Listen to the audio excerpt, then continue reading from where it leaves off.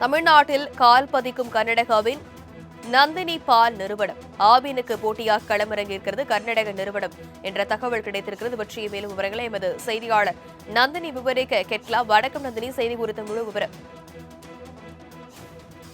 வணக்கம் தனலட்சுமி. ஆவின் நிறுவனம் தற்போது ஒரு அதிகாரப்பூர்வ அறிவிப்பாக தற்போது தகவல் என்பது வெளியாகி இருக்கிறது. தமிழ்நாட்டில் கர்நாடகாவில் நந்தினி பால் நிறுவனம் கால் பதித்து வருகிறது. மாட்டு தீவன விநியோகத்தை தமிழ்நாடு உட்பட 4 மாநிலங்களில் தொடங்கவும் முடிவு செய்யப்பட்டிருக்கிறது. கர்நாடகா, கேரளாவில் மாட்டு தீவன விநியோகத்தில் லாபம் ஈட்டிய நிலையில் தமிழ்நாட்டிலும் விநியோகத்தை தொடங்க நந்தினி நிறுவனம் முடிவு செய்திருக்கிறது.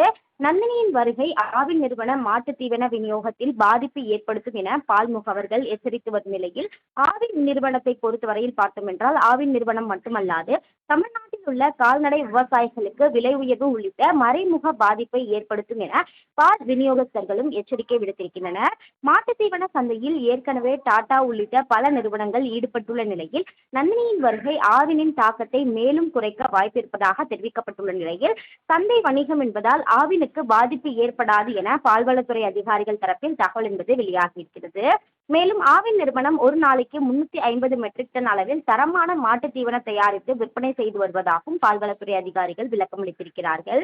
அந்த வகையில்தான் மாட்டு தீவன விநியோகத்தை தமிழ்நாடு உட்பட 4 மாநிலங்களில் தொடங்க நந்தினி பால் நிறுவனம் முடிவு செய்யப்பட்டிருக்கக்கூடிய நிலையில் இதனால் சந்தை வணிகம் என்பதால் ஆவினுக்கும் இதனால் எந்த ஒரு பாதிப்பும் ஏற்படாது என பால்வளத்துறை அதிகாரிகள் தரப்பில் விளக்கம் அளிக்கப்பட்டுள்ளது குறிப்பிடத்தக்கது.